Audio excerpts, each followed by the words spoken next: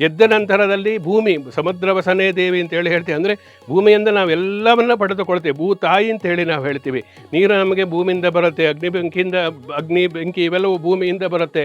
ನಾವು ತಿನ್ನತಕ್ಕಂತಹ ಸೇವಿಸ್ತಕ್ಕಂತಹ ಆಹಾರ ಅನ್ನತಕ್ಕಂಥ ಭೂಮಿಯಿಂದ ಬರುತ್ತೆ. ನಾವು ವಾಸ ಇರತಕ್ಕಂಥದ್ದು ಸುಖ ಪಡತಕ್ಕಂಥದ್ದು ಭೂಮಿಯಿಂದ.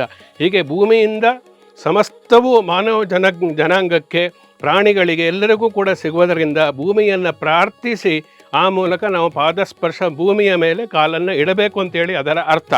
ಜೊತೆಯಲ್ಲಿ ಆ ಬ್ರಾಹ್ಮಿ ಮುಹೂರ್ತದಲ್ಲಿ ನಾವು ಎದ್ದ ತಕ್ಷಣದಲ್ಲಿ ಆ ಭಗವಂತನ ಧ್ಯಾನವನ್ನು ಮಾಡಿ ನಂತರದಲ್ಲಿ ಶುಭ ವಸ್ತುಗಳ ದರ್ಶನವನ್ನು ಮಾಡಬೇಕು. ಅಂದರೆ ಗೋ ಇರ್ಬೋದು, ಹಸುವಿನ ದರ್ಶನವನ್ನು ಮಾಡತಕ್ಕ ಗೋವಿನ ಕೊಟ್ಟಿಗೆ ಅಂತ ಹೇಳ್ತಾರೆ. ಅಲ್ಲಿ ಹೋಗಿ ಹಸುವಿನ ದರ್ಶನವನ್ನು ಮಾಡಬೇಕು. ಶುಭ ವಸ್ತು ಮಂಗಳ ಅರಿಶಿನ ಕುಂಕುಮವನ್ನು ದರ್ಶನವನ್ನು ಮಾಡಬೇಕು.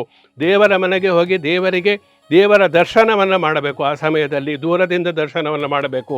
ಇವೆಲ್ಲ ಶುಭ ವಸ್ತುಗಳನ್ನು ನಾವು ಪ್ರಾತಃ ಕಾಲದಲ್ಲಿ ಆ ಬ್ರಾಹ್ಮಿ ಮುಹೂರ್ತದಲ್ಲಿ ನಾವು ದರ್ಶನವನ್ನು ಮಾಡಿದಾಗ ಮನಸ್ಸು ಪ್ರಫುಲ್ಲವಾಗಿರುತ್ತೆ. ಆ ದಿವಸ ನಮಗೆ ಸುದಿನವಾಗಿರುತ್ತೆ ಅನ್ನತಕ್ಕಂಥದ್ದು. ಆದ್ದರಿಂದ ಇವೆಲ್ಲ ಬ್ರಾಹ್ಮಿ ಮುಹೂರ್ತದಲ್ಲಿ ಎದ್ದು ಪ್ರತಿಯೊಬ್ಬರೂ ಮಾಡತಕ್ಕಂತಹ ಪ್ರಪ್ರಥಮವಾಗಿರತಕ್ಕಂತಹ ಕಾರ್ಯ.